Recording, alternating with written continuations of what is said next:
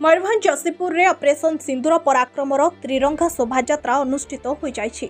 आतंकवाद विरोध में ऑपरेशन सिंदूर रे भारतीय सेना बाहिनीर सफलता सह तीन सेना बाहिनीर दक्षता को सम्मान जणाइबा, मनोबल को दृढ़ करने और प्रधानमंत्री नरेंद्र मोदी को कृतज्ञता जणाइबा उद्देश्य जसीपुर रे होइछि त्रिरंगा शोभायात्रा।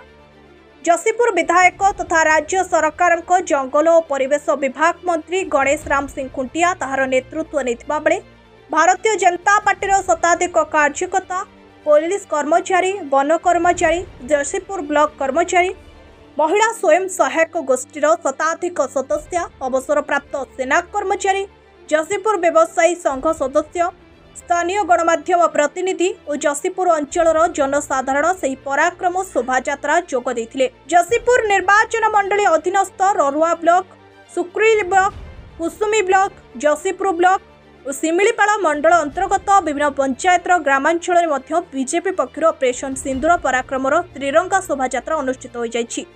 भारतीय पराक्रम एवं आमर सैन्य बाहिनी एवं सीमा सुरक्षा बाहिनी को सपोर्ट करने समग्र भारतर जनसाधारण एकता होती। गली गली रे वर्तमान जातीय पताका उड़ुछि पहुँचते आमर पड़ोसी देश पाकिस्तान जानी शुणिकी विभ्रांत सृष्टि करुछि।